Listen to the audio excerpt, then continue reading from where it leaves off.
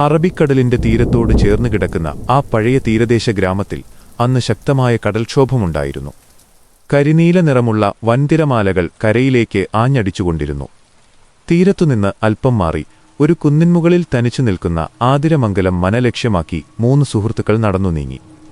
ആകാശത്ത് കറുത്തിരുണ്ട മേഘങ്ങൾക്കിടയിലൂടെ മിന്നൽ പിണരുകൾ വെട്ടിത്തിളങ്ങി. കാറ്റിൽ ഉപ്പുരസവും ഏതോ പഴയ ചന്ദനത്തിരിയുടെ മണവും കലർന്നിട്ടുണ്ടായിരുന്നു. എടാ ഹരി, 100-ലധികം വർഷമായി ആരും കേറാത്ത മനയാണിത്.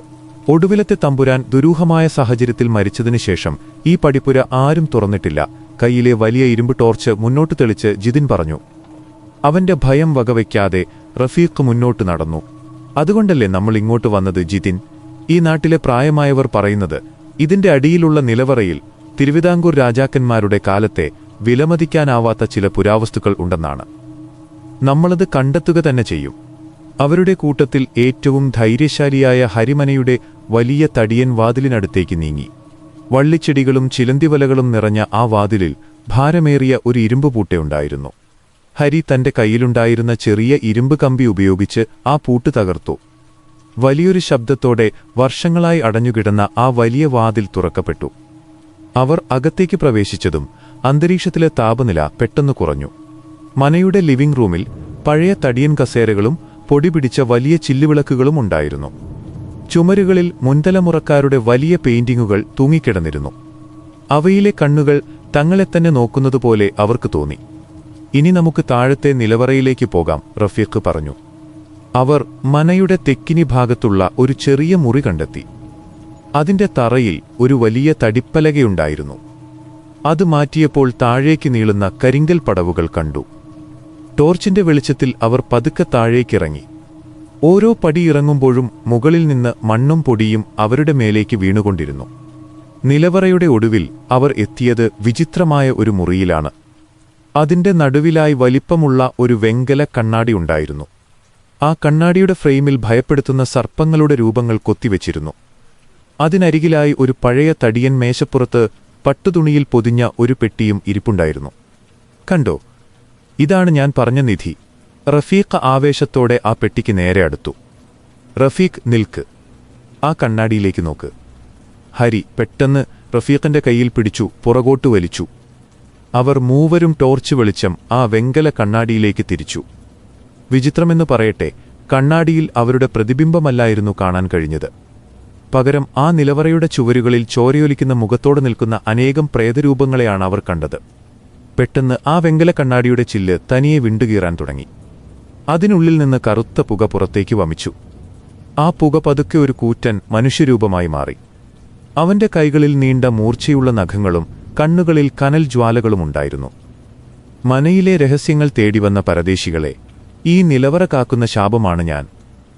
ഇവിടുത്തെ വസ്തുക്കൾ തൊടാൻ ആർക്കും അവകാശമില്ല. ആ രൂപം അലറിയപ്പോൾ നിലവറയാകെ കുലുങ്ങി.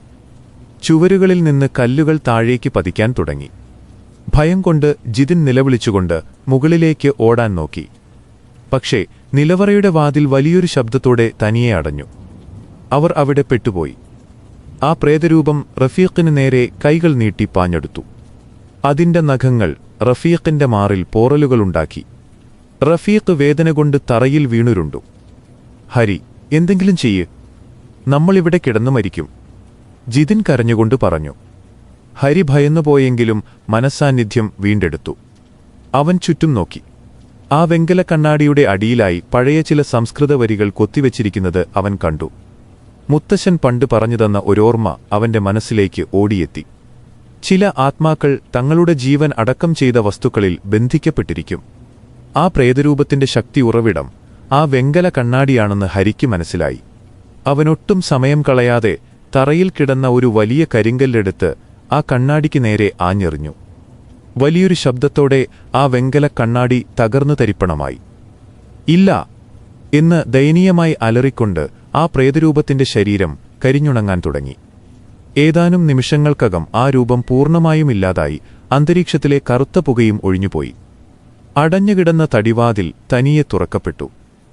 വേഗം വാ, ഇവിടുന്ന് രക്ഷപ്പെടാം, ഹരി റഫീഖിനെയും താങ്ങിപ്പിടിച്ച് മുകളിലേക്ക് ഓട്ടി. അവർ മനയുടെ പുറത്തിറങ്ങി പടിപ്പുരയും കടന്ന് താഴേക്ക് ഓട്ടി. അപ്പോഴേക്കും നേരം പുലർന്നിരുന്നു. കടൽ ശാന്തമായിരുന്നു. സുഖമുള്ള ഒരു പ്രഭാതകാറ്റ് വീശുന്നുണ്ടായിരുന്നു. അവർ തങ്ങളുടെ ജീവൻ തിരിച്ചുകിട്ടിയ ആശ്വാസത്തിൽ റോഡരികിലിരുന്നു. ജിതിൻ ദീർഘശ്വാസം വിട്ടുകൊണ്ട് പറഞ്ഞു, ഭാഗ്യം, ആ കണ്ണാടി ഉടച്ചതുകൊണ്ട് നമ്മൾ രക്ഷപ്പെട്ടു. ഇനിയൊരിക്കലും നമ്മൾ ഇങ്ങനെയുള്ള പരീക്ഷണങ്ങൾക്ക് മുതിരരുത്. അതെ, ആ നിധിയേക്കാൾ വലുതാണ് നമ്മുടെ ജീവൻ. റഫീഖ് തന്റെ നെഞ്ചിലെ മുറിവ് അമർത്തിപ്പിടിച്ചുകൊണ്ട് പറഞ്ഞു. ഹരി ഒന്നും മിണ്ടാതെ ദൂരേക്ക് നോക്കി നിന്നു. അവന്റെ മുഖത്ത് ഒരു വിചിത്രമായ ഭാവമായിരുന്നു. അവൻ പതുക്കെ തന്റെ പോക്കറ്റിൽ കൈയിട്ടു. കണ്ണാടി തകർന്നപ്പോൾ തെറിച്ചു വീണ അതിന്റെ ഒരു ചെറിയ മൂർച്ചയുള്ള കഷ്ണം അവൻ രഹസ്യമായി കൈക്കലാക്കിയിരുന്നു. ആ ചില്ലിന്റെ തിളക്കത്തിലേക്ക് നോക്കിയ ഹരിയുടെ കണ്ണുകൾ ഒരു നിമിഷം ചുവപ്പായി മാറി. ആ ചില്ലിനുള്ളിൽ നിന്ന് ആ കാവൽക്കാരന്റെ ഭയപ്പെടുത്തുന്ന ചിരി നേർത്ത ശബ്ദത്തിൽ വീണ്ടും കേൾക്കാൻ തുടങ്ങി.